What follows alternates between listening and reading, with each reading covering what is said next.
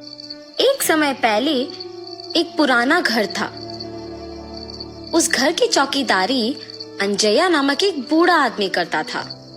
अंजया अपने पोती शिरीषा के साथ रहता था। उन दोनों के अलावा और कोई नहीं था। अंजया बहुत मेहनत करता था।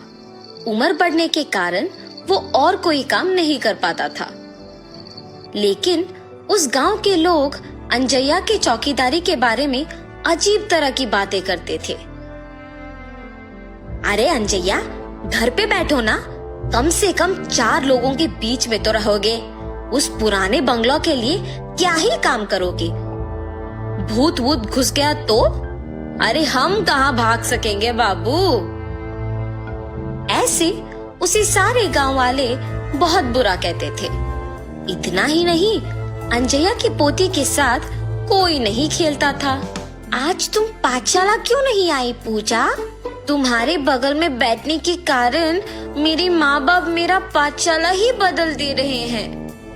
हाँ, कम से कम साथ में खेलेंगे ना। बाप रे, माँ मार ही डालेगी मुझे। ऐसे अपमानों के साथ ही अंजया और शिरीषा कई साल बताते हैं। एक दिन जब अंजया अपमान सहन ना करने के वजह से रो रहा था, उसे बंगलो के अंदर से पायल की आवाज सुनाई देता है। अचानक उसे ऐसी आवाजें सुनाई देने पर तुरंत उठ के बंगलो की ओर देखता है। वो पायल की आवाज और कदम उसके ही ओर बढ़ते हुए सुन के कांपने लगता है। कांपते हुए अंजया को एक लड़की का आवाज सुनाई देता है। अंजया, मैं इसी घर का मालकिन गोपी लीला हूँ। इतने साल मेरे घर की देखभाल करने के लिए धन्यवाद। मुझे पता है कि तुम इस घर की चौकीदारी करने के लिए कितने अपमान सह रहे हो। माता, क्या आप सच कह रहे हो? लेकिन मुझे सिर्फ आपका आवाज सुनाई दे रहा है। आप दिख नहीं रहे हो। आप क्या भूत हैं? क्या आप मुझे मार देंगे? अंजया, नीचे तो देखो। ऐसे उस आत्मा के कहने पर जब वो नीचे देखता है तो सिर्फ उनके पैर दिखते हैं। वो पैर दिखने में बहुत ही सुंदर थे और पायल से सजे हुए थे, मगर सिर्फ उनके पैर दिखने के कारण अंजया दंग रह जाता है।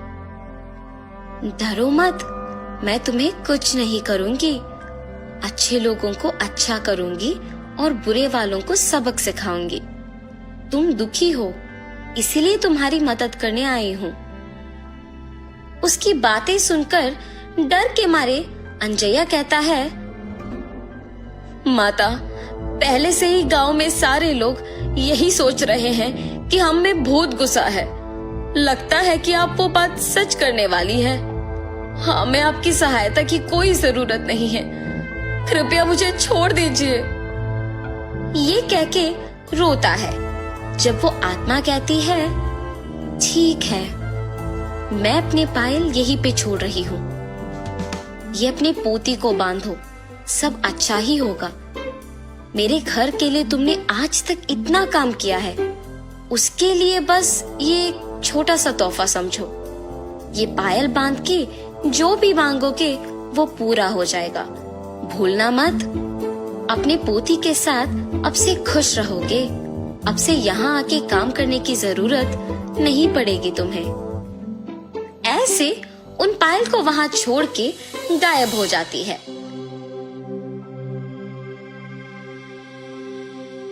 अंजया उन्हें लेकर घर जाता है। घर पहुँच के अंजया सोच में पड़ जाता है कि पोती को कैसे समझाएगा ये बात।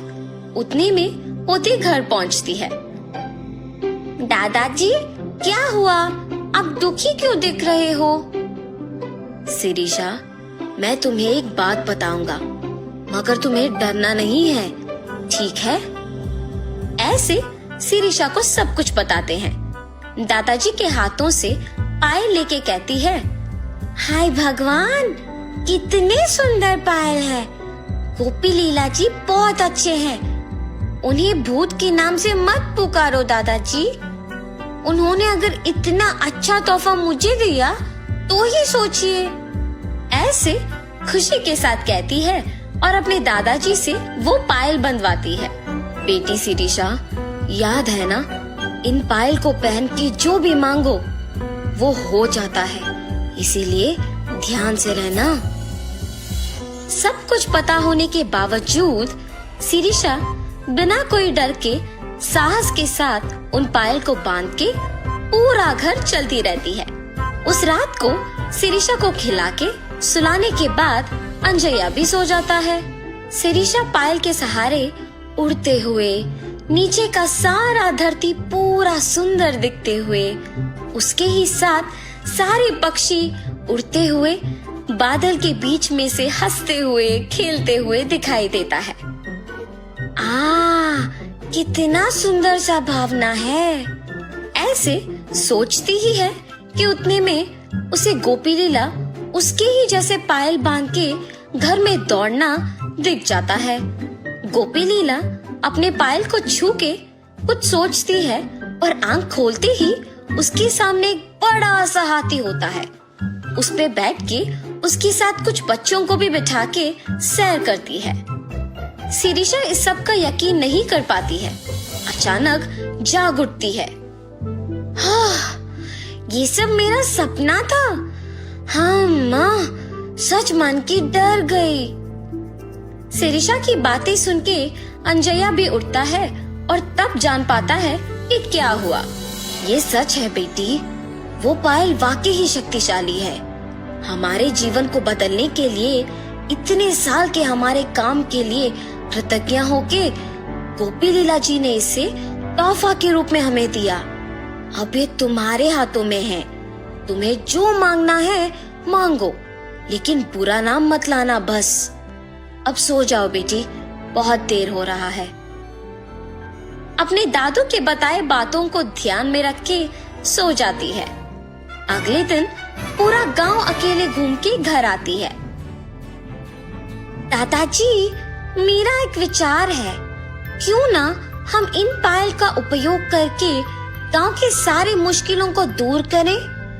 तब हमारा गांव भी विकास पाएगा और उसी के साथ हमारा नाम भी। तब हम चारों में इज्जत से जी पाएंगे। ऐसे एक विचार के साथ शिरीषा उन पायल का उपयोग करना शुरू करती है। जैसे जैसे साल बीते वैसे वैसे वो उस गांव को एक शहर बना पाती है।